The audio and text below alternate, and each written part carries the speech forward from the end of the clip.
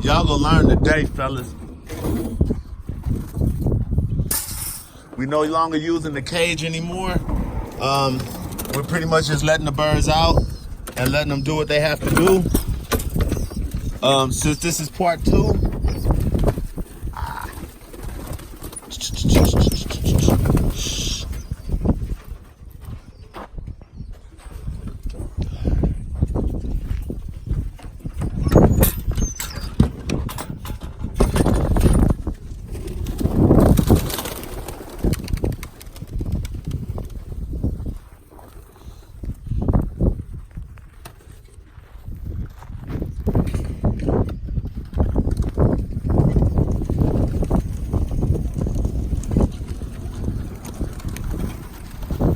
you can't see my hand on my YouTube camera, but I just called the birds out. I don't really need feed to call them. It's more or less hand signals now, and I'm letting the people live see what I do as far as the hand signals.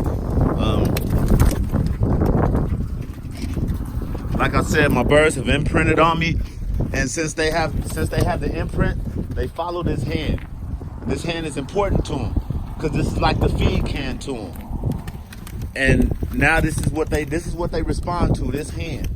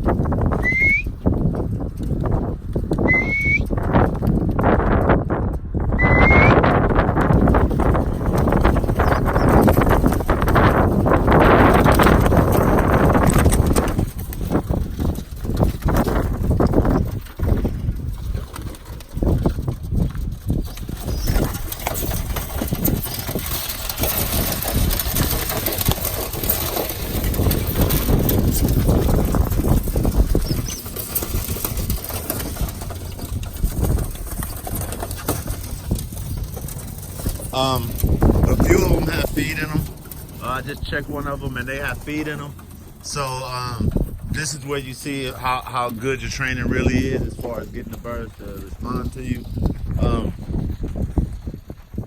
Since they have feed in them and they're not really that hungry, I can control them still, but this is when this is when you'll get the bad habits out of the birds, because what they'll tend to do, they'll stop listening and they'll become they'll start doing their independent thing.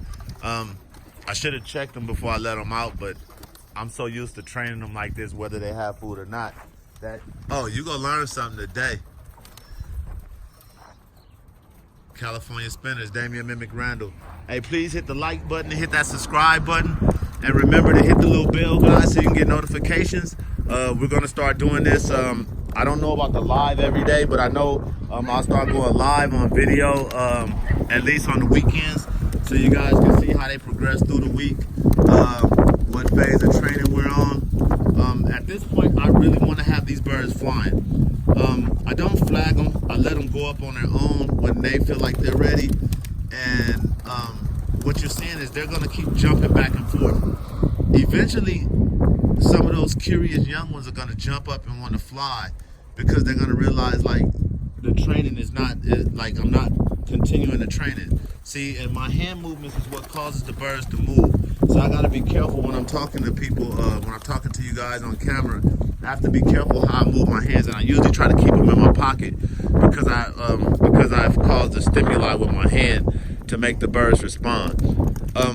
Whenever you see the birds hit the ground, you want to make them get off the ground as soon as possible. This keeps them from eating out the dirt, picking up the dirt, bacteria, whatnot. You know, feral birds come outside. We have a Newcastle outbreak, so you really don't want your birds picking and eating off the ground. They may get feces covered food or something like that, and that'll ruin the program quickly. I was supposed to go to Hollywood House today to get my drill and stuff because he just moved out this way, and I was gonna fix my cages so I can get my cages back in shape, and so probably throw some paint on them or something. But I haven't been flying in the last couple of years, so I just haven't been inspired. The hate, the misinformation, and the fact that guys are weak enough to listen to bad information and believe it. It's really like, it's disheartening. And for the life of me, I don't understand. Like, we can see lies and we can understand it when we're watching it on the news. You know, if you're a Trump supporter, you're gonna believe that Fox News is telling the truth and CNN is lying. If you're anti-Trump, you're gonna believe CNN is lying and Fox News is telling the truth, and it's all propaganda. But if you don't have first-hand knowledge of the information that you're going at, then why have an opinion if your opinion isn't based on facts? And this is what debating has taught me over time. Facts matter. Facts matter in everything that we do. The facts of the issues matter. And if I'm telling you that the reason that we're not as competitive as we are because we're lacking a specific gene in the pigeons that causes them to be more frequent and it causes them to roll more, then how can you say it's wrong and then turn around and tell me, well, look at the English birds. The English birds, I'm firmly a believer that the imports that Higgins sold those guys a while back, they just continued on and they bred from the traits that they like and made better pigeons. In America, we don't, in California alone, we do not inbreed our birds. We believe that the secret to making a better pigeon is a cross. And every chance we get, we're going to try to prove that theory by going to cross something into something to make something different. And now we have crested rollers. We have guys that believe that cream's going to take them to the top. We have guys that believe that the only way to make it is to cross into a purebred line of pigeons, and it's just not true. The truth is, you have to keep these lines pure. You have to keep these birds pure as far as the breeding, so that you can understand the pigeon better. Once there's no radical genes, once there's no genes inside the bird bloodline that you can't recognize or understand where it comes from, then you better grasp the pigeons that you're dealing with. Remember in the beginning, guys, you guys told me that 15 days was too young to take a bird out, to teach a bird how to fly, because it was unnecessary and the parents should be able to wean the bird to this point here. Why would you look at these pigeons now? These birds are out, they're flying, they're doing what they're supposed to do, and they don't need their parents. They're independent of their parents. They've been independent of their parents for half a month. Now, it's been 14 days I've been flying these pigeons. They were 15 days old when I let them out. Like, so the first thing they say is, well, what have you done in competition? Well, the Utah Jazz has been playing basketball for over 40 years. They've never won a championship. Jordan made sure of that twice. Now, if the Utah Jazz used to go to the Golden State Warriors and say, well, you guys haven't won a championship, so how can you say that you're better than us or any good, as good as us? And the Golden State Warriors would say, look, we losers just like you are. We didn't win it all, we didn't lose it all. So what was the difference? But now the Golden State Warriors are champions, right? So what can they say to the Utah Jazz? That's when you got to start realizing that bragging about failed accomplishments doesn't make you better than the next person. A failed accomplishment means that you have to go and work harder to be the success that you are. If the goal is winning the World Cup, then why would you brag on just being in it? Who cares about who came in second place in any kind of competition, guys? Honestly, who cares about second place in any competition except for the loser that wants to have recognition for being a winner? That's the only time the second place matter. Is the loser that wants to be a winner, he makes second place a priority because he lost and couldn't get first place. Everybody else, every other competitor that knows that they lost, they're trying for next year. And that's what these guys out here are doing. They're bragging on failed accomplishments. They're bragging on they're bragging on their family of pigeons averaging 50 points a fly. That's what you're bragging on. You're bragging that you can score 50 points a fly when the guys in Europe are scoring 300-400. Now, my honest opinion, I haven't been there to see the judging, but I personally seen a guy come make racist statements and then cheat Anthony Farmer out of at least qualifying to be in the finals of the World Cup. Now, you don't want to believe me? You can go ask people what happened to Anthony Farmer the day that guy from Oklahoma came out here to judge. The birds was doing everything. They were working the way they were supposed to be working, but the judge didn't want to call what he saw because he didn't like the skin color of Anthony Farmer. Robert Parker will tell you right now, he was in Burbank and the guy told him, get his nigga ass out his backyard. That's racism, guys. So you don't think that racism plays a part in pigeons too? That's why I'm stupid. That's why the white people on these pages are quick to call me stupid, even though I have facts of what I'm saying, because they don't want to believe that I could be equal to them. This is what we're dealing with in this pigeon hobby. So now, because I can fly birds in 15 days and y'all can't, should I talk down on y'all? I'm a non-flyer that know how to get 15-day birds up in 15 days. I can have a month-old bird flying, and it take you guys 3-4 months to get that same bird flying. So does that make me better than you? Or does it just mean that you need to learn this technique so that you could take this technique to make you better? In California, we have maybe 3 or 4 months, maybe 5 of good fly time. You guys you do know that. Do the math. We start breeding in January. We don't really let the birds out until May because that's when the predator's gone. And then we stop flying around September, October. The predator's back about August. So how much time do we really have to fly these birds for you to let them sit around 3 months to be grown to learn how to do what they're doing right now? But you're a better flyer than me because you fly competitions that don't score points. You fly competitions that get 5 points. That makes you a better flyer than me. I appreciate that. And I'm happy that that's how you feel. Because what I'm going to do, I'm going to stay in my backyard, continue to cultivate my birds, continue to understand my birds. And when I decide that I want to deal with you guys, then I'll come out and I'll maybe fly competition with you guys. But then, do I have to bring my buddies with me that don't mind shooting guns, don't mind pulling pistols on people so that I can feel safe and be equal with the other dudes that's hating because they only use guns and think they're bad because they have guns in their pockets? I mean, let me know, because when the pigeon shows turn into gang banging and street activity, I doubt if it'll last long. And that's why you have the difference, and you have the people making basically stereotyping the African American at pigeons because of the way that you guys act on video, on online, the way that you guys haggle each other, the way that you have nothing supportive to say. This is why they think the way they think, and they think that we all stupid because they don't understand that it's real guys like me that can train these pigeons just as good as anybody else. And if it wasn't for the hate that's based on the line or the breed of pigeons that we have, they probably give me my props for doing what I'm doing, but giving me props would be giving Higgins props, would be giving the line props, which mean that you can't do that because then people will want to buy these pigeons. And for the life of me, you can only find maybe 2 people in the history of me raising pigeons that have ever bought pigeons from me because I don't sell pigeons. I give away more good pigeons than I sell. So we have these type of stereotypes that go out, and you have guys saying, well, go ahead and sell your birds. This is something somebody told you. This is not something that you know for fact. You can't go and find like I said, I put a post online that says somebody show me where I got on somebody's post and badgered them about what they do with their birds. Or badgered them about their birds flipping over with the wings spinning to the side. Remember, I seen some shit spinning like this.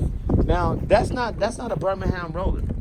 And for somebody to look at your video and say nice kit and not tell you that that's wrong, and not tell you that that bird, that you need to kill that bird, cull that bird, and get a better bird, or cull that bird and get better breeders, they're wrong for that. And I'm gonna keep preaching.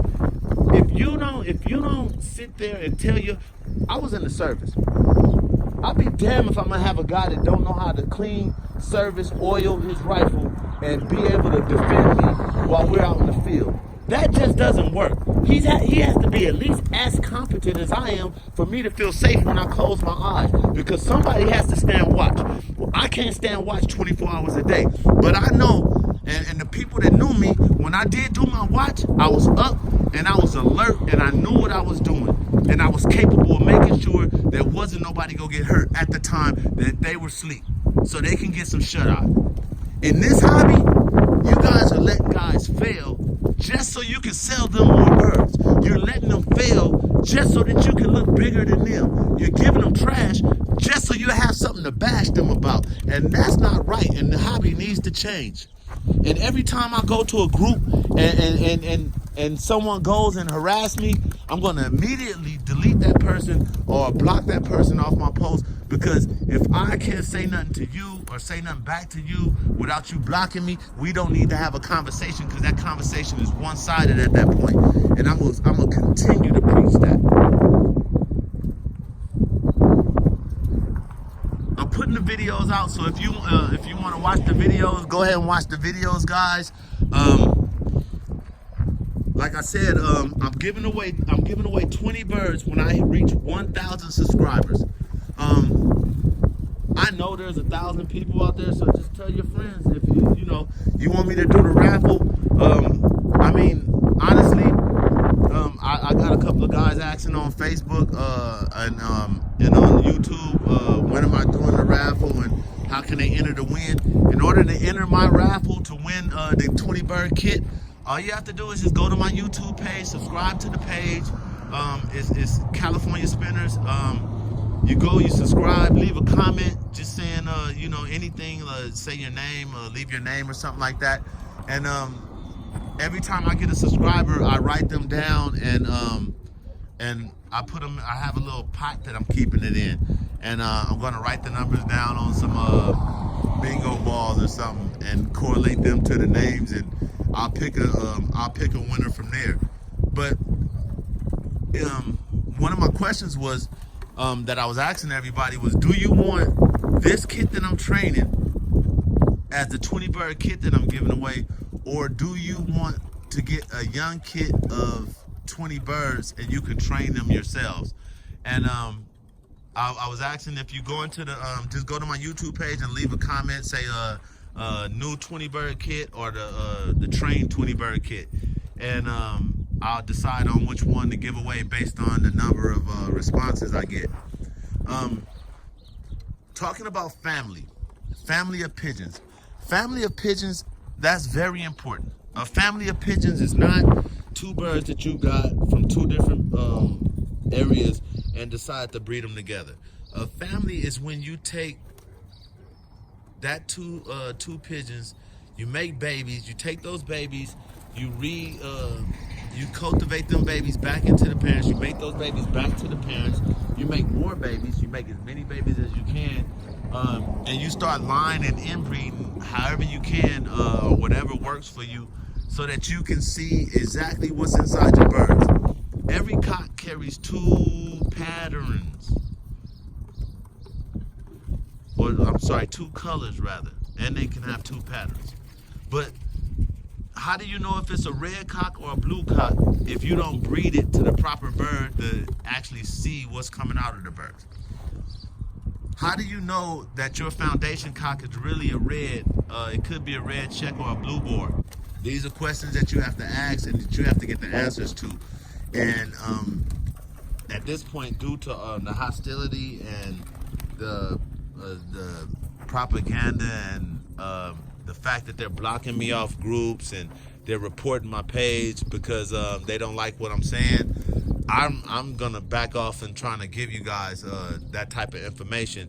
But if you really want the information, if you really want to If you really want to learn about training the pigeons, learning traits and character, and understanding what traits, character, and character being indicative of like producing the role and what it does for the role, then you can call me personally or hit my inbox. Just leave a phone number or something and your name, and I'll call you back or text you. And we usually hold like daily conversations in the morning while we're flying during fly season, and in the off season we'll just call and talk to each other in the morning so that we can just like basically just spread information and give information. It's usually a group of about 4 or 5 guys every morning. So if you want to enter that group so that you can, it's a phone group. It's not a Facebook group or a YouTube group. We're actually on the phone talking. So if you want to participate and be part of that group and get the information and learn, basically learn information that you might not know, ask questions, just hit me up in my inbox on Facebook or leave a comment on YouTube, and I'll get back in touch with you or whatever, and I'll add you to the phone group.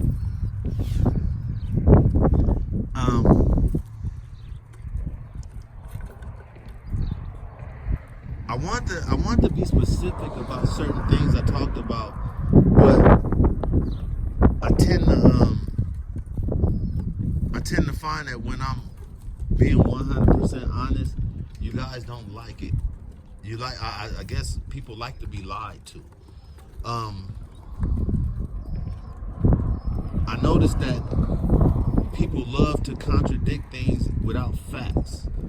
Now, from now on, if you want to deal with me and you're not talking facts, I'm just gonna silence you. I'm not even gonna deal with you as far as conversating with you. I'll block you.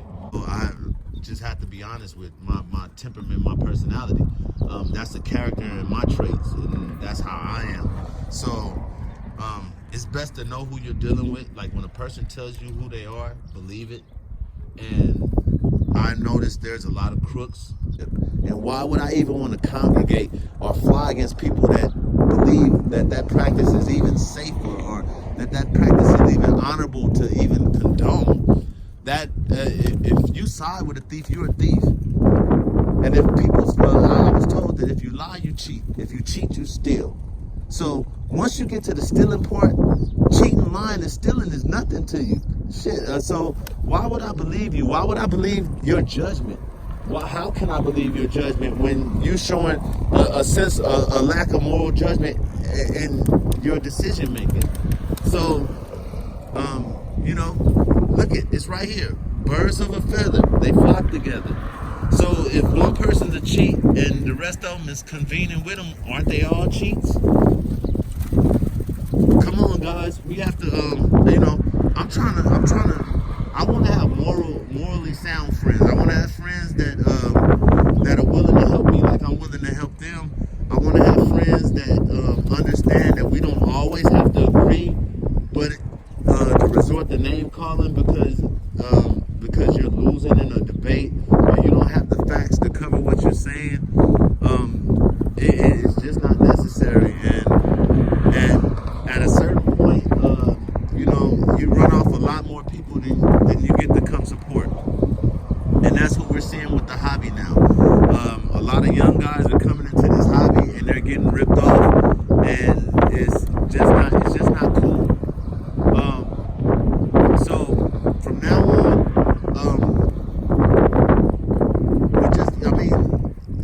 let's just keep it real and hashtag take back the trash. If somebody sold you trash, take it back. Make them give you your money back. If they don't want to give you your money back, take them to Facebook court.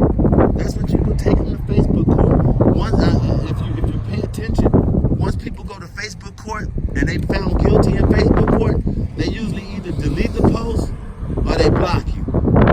So take them to Facebook court, put them on blast, get your money back. If you can't get your money back, bring the birds to me. Let's cull them publicly, and I'll replace the birds for you. I'll give you a kit of birds or whatever breeder or whatever it is. When I got the birds, when I bred them up and I got them, hey, call out their name, cull the birds live for them, and then I'll replace them and give you something better that you can work with.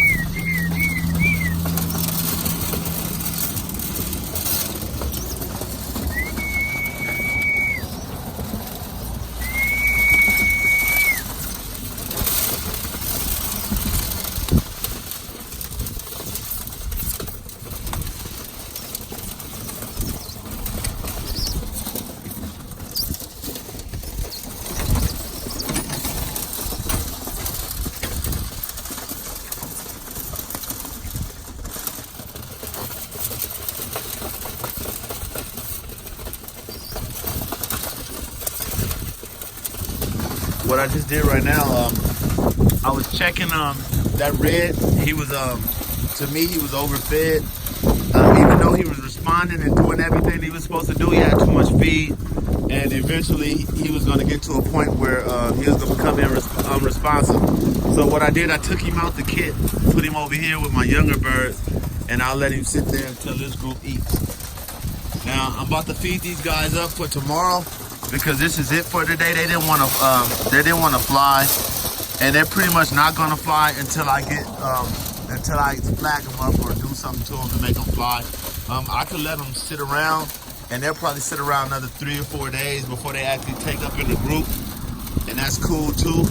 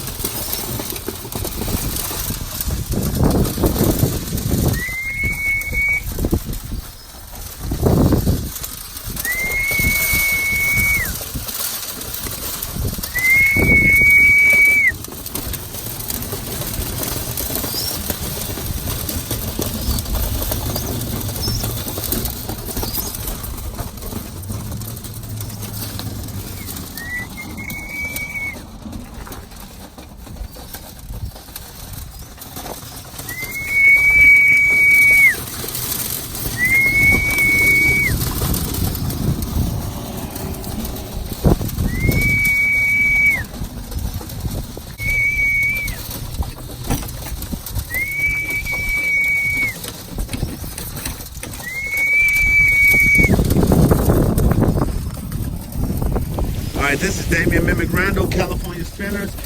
Hit the like button, hit the subscribe button. Don't forget to tell a friend to subscribe. Enter for that 20 bird kit that I'm giving away.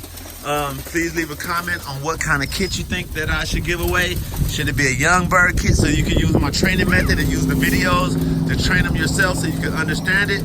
Or should I give away the kit that I'm training right now? Thank you for watching, guys. And remember, integrity is everything. Integrity is everything. Family is important. California Spinners, we out. Oh, you gonna learn something today, okay?